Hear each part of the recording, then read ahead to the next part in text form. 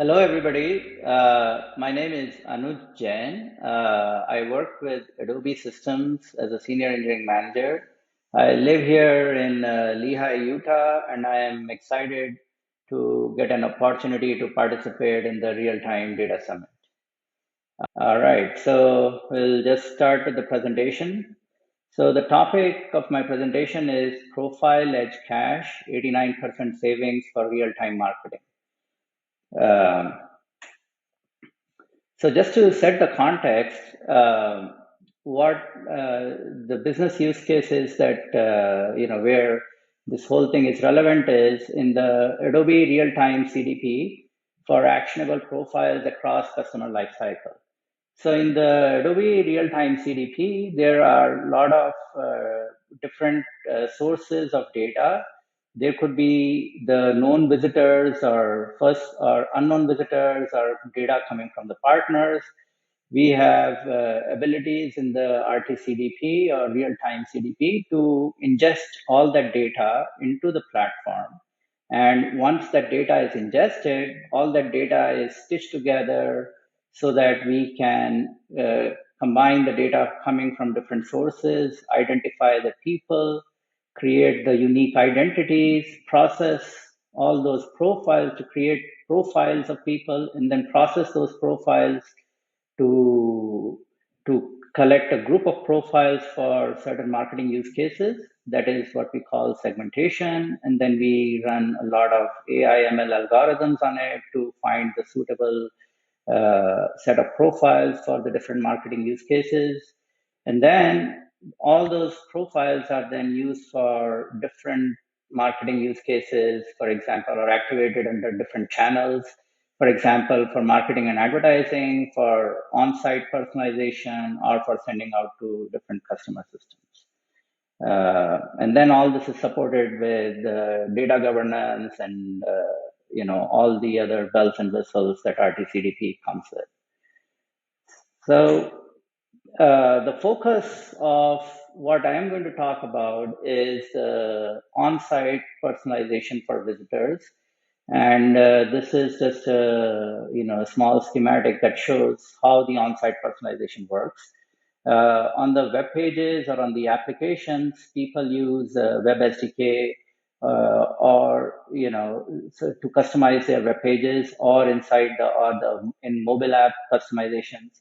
And with that, what happens is that as the events are generated on the mobile app or on the web pages, those events are sent over to the Adobe servers, the what we call the Adobe Edge network, and then from there they are sent to the different services on the Adobe Edge for segmentation, for to read up the profiles and perform the segmentation, and then perform other personalization activities, and then deliver a personalized experience to the visitor visiting the web page.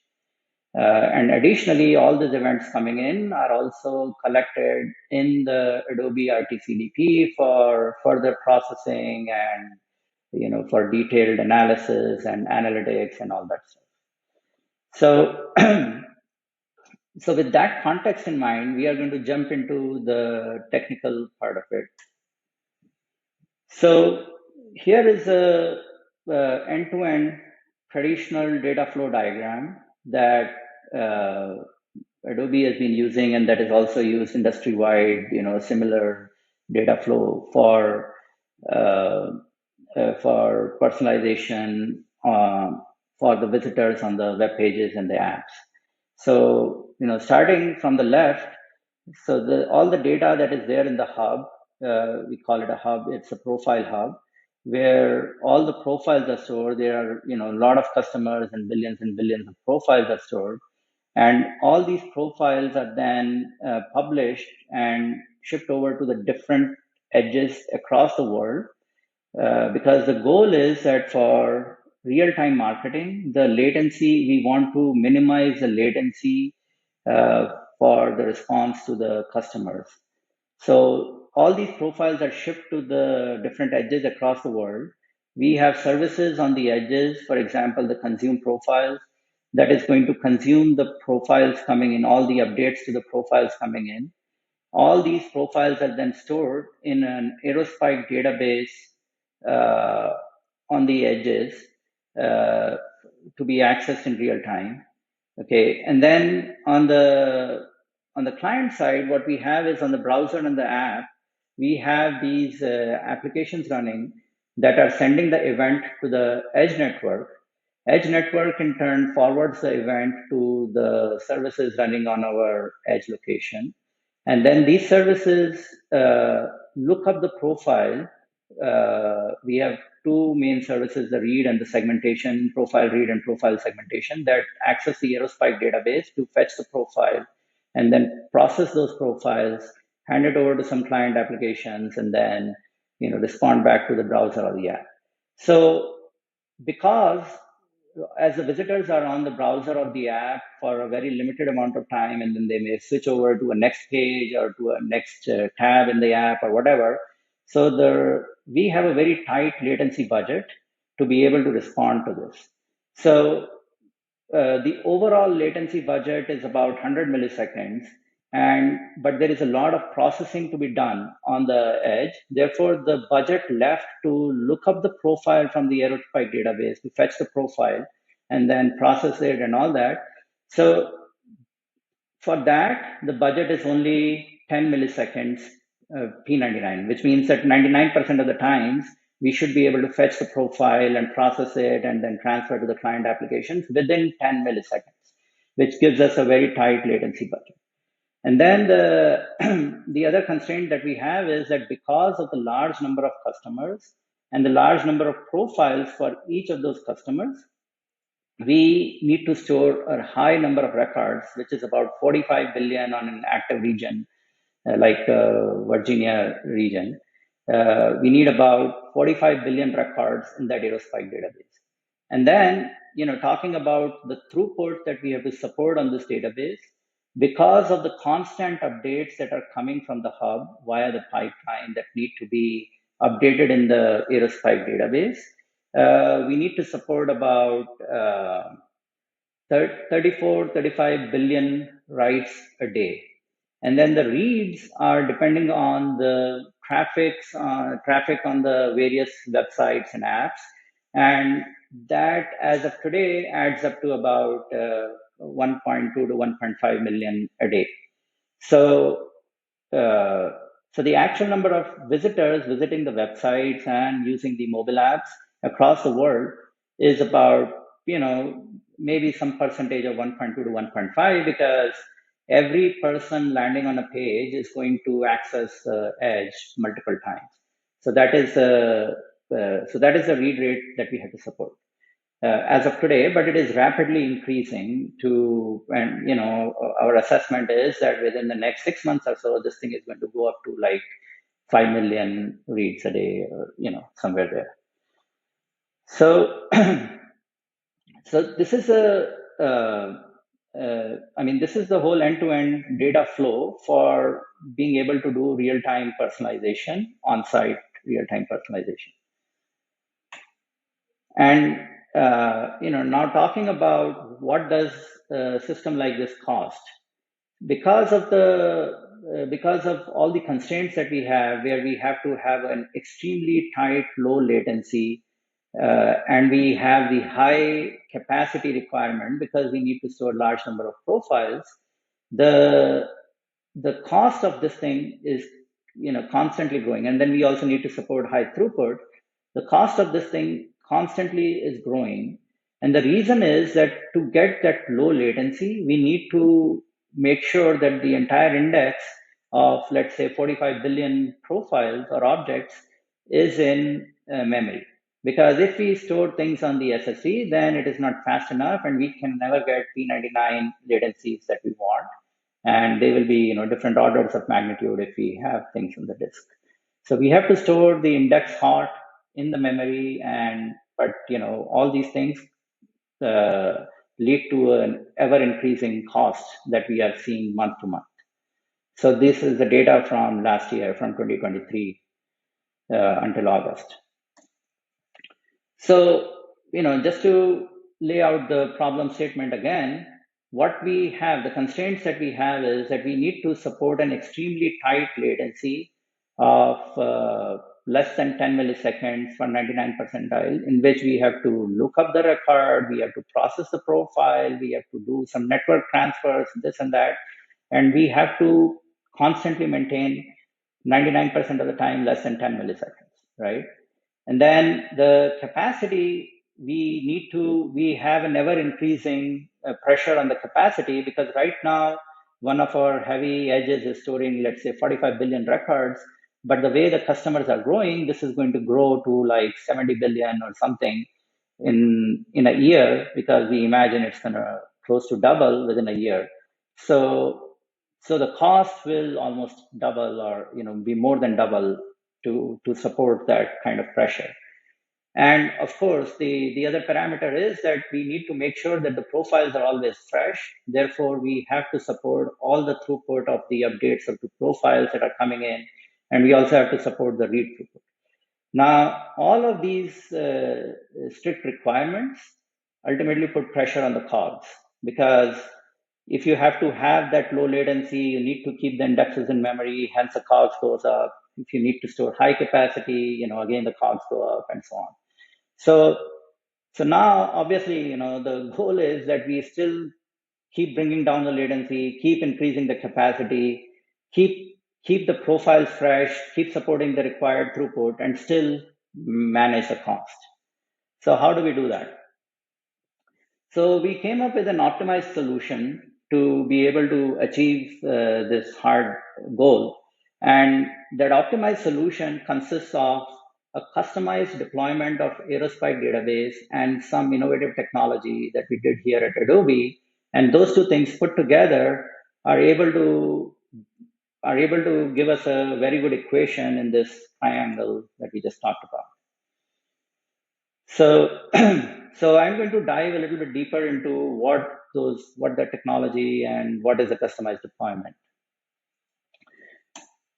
So the motivation for this technology that I was talking about comes from how the computers have been storing their caches for years, right?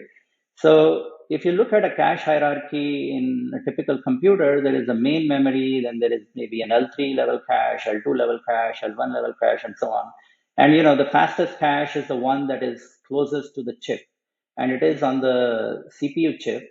However, it is also the most expensive. So the capacity of that one is the smallest. So as you keep on increasing the size of or the capacity of those caches, uh, the access speed keeps on increasing too. And also, as you go closer to the CPU, the cost also keeps going up. So L1 cache is a lot more expensive, for example, than L2 cache. That is why the capacity of L1 cache is usually much smaller than L2 cache, right? So, and ratio of access speed between the cache, let's say L1 cache to the main memory, could be as high as 100x, right? So now, taking motivation from this traditional hardware architecture, this is what we thought about. How about, instead of having, so the requirements are that we need to support an extremely low latency for anybody reading the profile. But like I said, in a typical real-time marketing use case, when a user lands on a page or begins to use an app, they send multiple events during that whole session. So, and also we have already seen that the number of reads in any given day is far less than the actual total number of profiles that we have to store, because we cannot predict which profile is going to make a call. So we have to store almost everything, right? So because we have to support almost 99.9% availability of the profile. So given all those things, what we decided is that what we wanted to experiment with is that if we configure an Aerospike database where we have everything on SSD, we obviously know that it is not going to support the 99 percentile requirement. But if we keep all that, and then in front of that, we put another Aerospike database where we configure it such that the index is in memory, So now the one in the front has a much lower latency, but we don't want it to be very expensive. So we keep the size of that cluster much smaller. And it is based on the premise that on any given day, the number of active profiles is going to be much smaller. So we don't need to keep a lot of profiles there. However, we also want to support the goal that we want to make sure that any profile that we ever fetch is in its latest state, is in the fresh state. We cannot just get profiles cached in the front database. Let's call it L1, right? Just to go with the analogy of the caches. We cannot let the profiles in the L1 cache go stale. So we want to make sure that they are always updated and as fresh as any profile in the L2 database, which is the backend database. So we had to come up with specialized algorithms of our own to like read profiles, to write profiles, and to make sure that they are always kept in sync, even though the throughput that this smaller database can support is much smaller because the smaller database has a cluster size of at most, let's say, 3 nodes. But with the 3 nodes, it has to make sure that every profile that it is storing is always fresh. Everything that it is responding to is always giving the freshmost profile. So any write load that is coming from the hub that could be as high as 500,000 records per second has to make sure that if that profile is present in the smaller database, it gets updated there. But we cannot check the smaller database for every profile because we don't have that much bandwidth. So anyway, so without getting into all those details, we came up with specialized algorithms for reading, writing, and making sure that the profiles are always fresh. And we developed this tiered architecture on the edge. Right? So, so what does this give us? So first of all, before we go to the results, I just want to point out the characteristics of the two different clusters. So the L1 cluster, which is the front cluster, we want strictly low latency because it is the one that is going to respond to all the active profiles. The throughput doesn't need to be that high because the throughput it has to support is primarily the read throughput, because the write throughput is going to be much smaller since the number of profiles on it that need to be updated are also much smaller, right? And also it requires less storage because you don't need to store a lot of profiles there. However, the L2 cluster, which is the backend cluster, can have moderate latency. So even if it has 99 percentile of, let's say, 50 milliseconds, even that works. And we did a lot of math and experimentation to come up with these numbers. But it has to support a high throughput, and it has to have a large storage because it needs to store billions and billions of profiles in there, right? So we experimented with this. We did a lot of POCs, did a lot of experimentation, did a lot of math to come up with the right configurations and all that. And finally, we deployed it in our production. And we deployed this in our production systems on around 15th of September last year. So what we observed after we deployed this is that the latencies actually went down. So we were averaging around 8 milliseconds. That actually went down by about a millisecond in our production systems for fetching the profile and processing the profile. And voila, the cost went down by 89%.